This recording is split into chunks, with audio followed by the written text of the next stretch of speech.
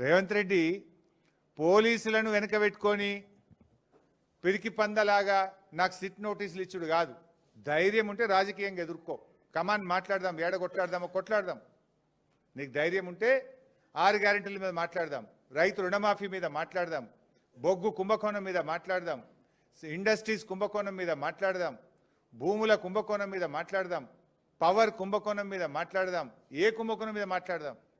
నీ ప్రభుత్వం కుంభకోణాలకు నిలయంగా మారింది.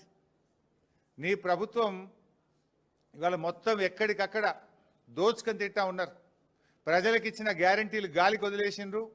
అందిన కాడికి దండుపాలెం ముఠాలాగా దోచుకుంటా ఉన్నారు మీరు.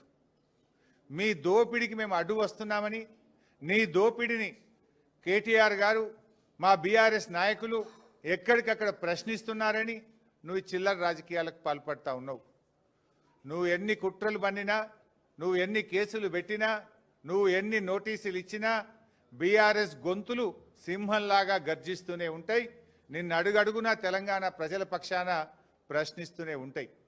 ఎక్కడ కూడా వెనకడుగు వేసే ప్రశ్నే లేదు. నువ్వు రేపు ప్రజాకోర్టులో సమాధానాలు చెప్పాలి.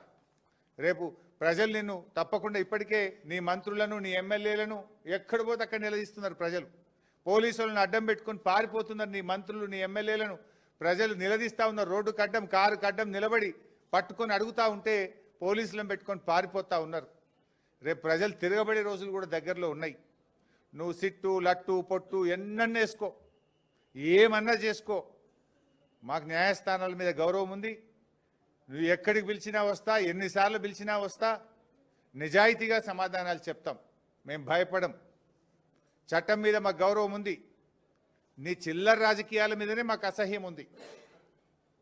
వెగటు పుడతా ఉంది ప్రజలకు. నీ భాష, నీ మాటలు వింటా ఉంటే రోత పుడతా ఉంది ఇలా రాష్ట్ర ప్రజలకు. రేవంత్ రెడ్డి గారు చూసుకో, అసలే ఇచ్చిపెట్టాం, నేను ఇంకా గట్టి కొట్లాడతాం. నీ 6 గ్యారెంటీల అమలు మీద, నీ కుంభకోణాల మీద మేము మా పోరాటాలు జరుపుతూనే ఉంటాం. మాది ఉద్యమ పార్టీ, రాష్ట్రం సాధించిన పార్టీ బీఆర్ఎస్ పార్టీ. మేము కేసీఆర్ సృష్టించిన సైనికులం, కార్యకర్తలం. మేము, మాకు త్యాగాలు తెలుసు, మాకు పోరాటాలు తెలుసు. నీలాగా వెన్నుపోట్లు, కుట్రలు, కుతంత్రాలు, చీకటి రాజకీయాలు మాకు తెలియవు. మా కేసీఆర్ నేర్పింది పోరాటం, త్యాగం, ప్రజల పక్షాన నిలబడడం మా కేసీఆర్ గారు నేర్పిండ్రు. నువ్వు ఎన్ని సిట్ నోటీసులు పంపుతో పంపు, మేము భయపడేది లేదు.